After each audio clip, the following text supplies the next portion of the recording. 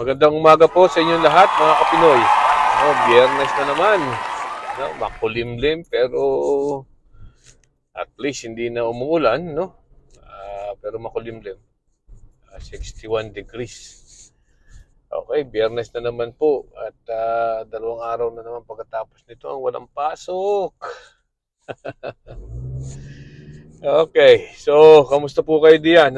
Sana maayos ang inyong kalagayan kahit sa man kayong dako ng mundo na andun. Ano? At sana ay kung kayo pupunta ng South China Sea o West Philippine Sea ay hindi kayo hulihin ng China. Alright, so this morning, mukhang na sa mga balita na natatanggap ko sa mga news reports sa Pilipinas, nagpalabas daw po ng balita ang China, na huhulihin daw ng China, ng China Coast Guard ang mga taong papasok sa kanilang teritoryo nang walang pahintulot. Talagang gayon nga, Talaga naman pag pumasok ka sa teritoryo ng isang bansa nang walang pahintulot, ay huhulihin ka.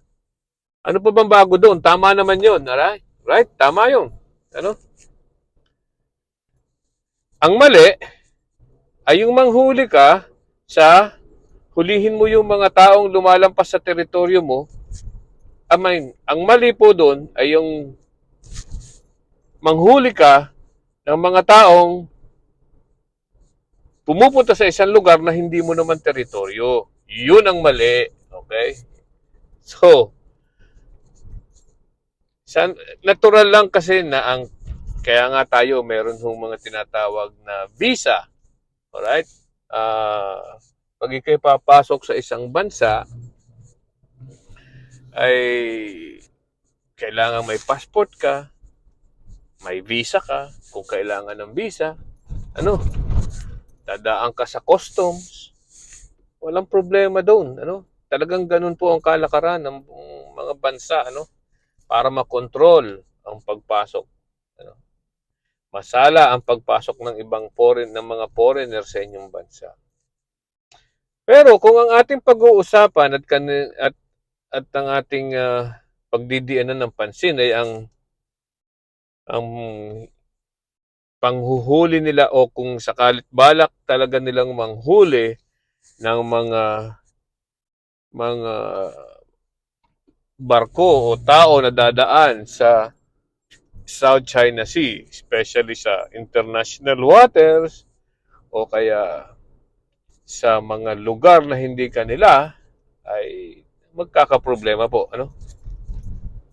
May problema diyan talaga. Magagalit ang mga ibang bansa diyan, Dahil sa ngayon, alam natin na ang West Philippine Sea ay hindi pag-aari ng China.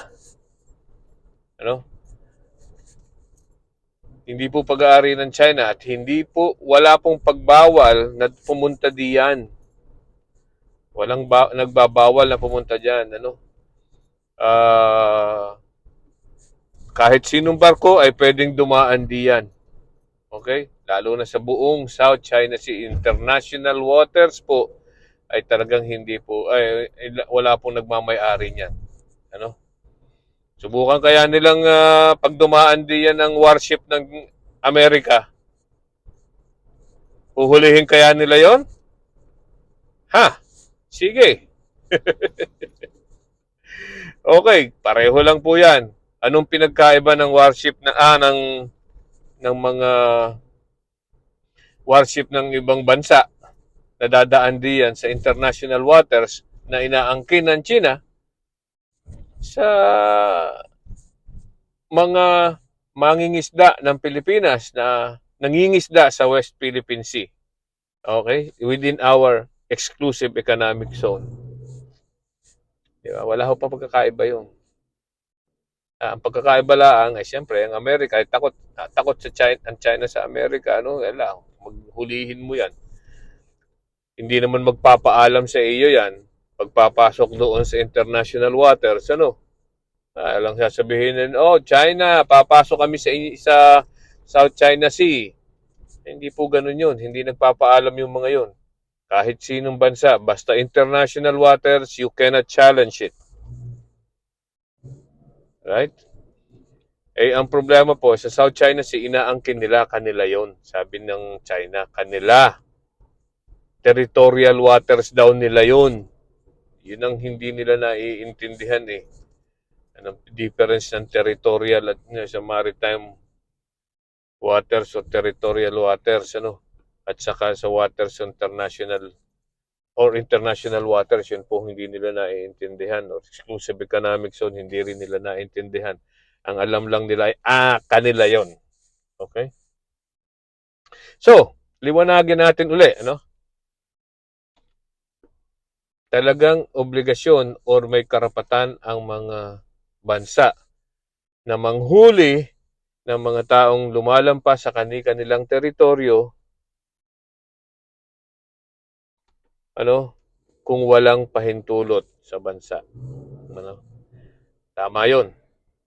Pero kung ang sinasabi ng China, maghuhuli sila ng mga tao at mga bangka o mga sasakyang pandagat na lalampas o dadaan sa South China Sea or sa West Philippine Sea nang walang silang pahintulot, ay mali po yun. Dahil hindi kanila yun. Hindi teritoryo ng China ang West Philippine Sea or the whole South China Sea, which they claim within the 9-dash line or 10-dash line. Hindi po kanila yon.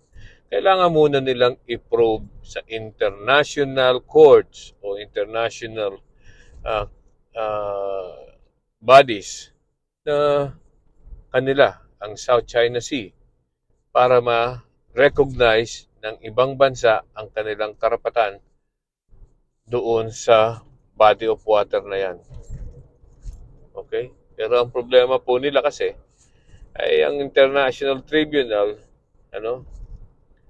ay nag-issue na ng desisyon dyan na ini-invalidate yung claim nila ng 9-dash line.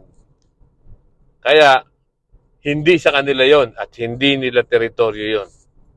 Okay? Tingnan lang natin talaga kung sila ay makakapanghuli diyan ng mga, hindi lang ng mga Pilipinong maliliit na mangingisda at ng ating ating mga Coast Guard. Tingnan lang natin. Baka sila din ang kaya lang nilang hulihin ay ang mga maliliit na mangingisda na Pilipino o ng mga Taiwanese or Indonesian or Vietnamese. Pag yung malalaking malalaking sasakyang pangdigma ng mga ibang bansa, baka hindi nila kayang hulihin. ay. O siya. Malaman natin kung ano talagang gagawin ng China, Baka naman yan ay talagang pananakot lang. Tayo na may matatakot, Ganyan talaga ang mga China eh. In China talaga magagaling sa ganyan, Sinasabi ko na sa inyo, nandyan yan sa Art of War ni Sun Tzu. They will roll the drums, war drums. Kumbaga, dum, paririnig sa mga kalaban na sila'y naandyan na. At ito ang gagawin nila. Pero, para nga naman, matakot ang mga kalaban at sumurrender na. Yan po ay isa sa mga taktika ng gera. Kaya pag nakapanakot na sila at natakot ang mga kalaban, wala nang gera, sakop na agad. Yan po ang ginagawa. Kaya wag po tayo magpatakot. Yan po ay talagang pananakot lang ng China. Okay? So, sige lang po. Tuloy ang ating paninindigan sa West China, sa West Philippine Sea. Alright? Okay? Magandang araw po ulit sa inyong lahat. Happy weekend! Bye-bye!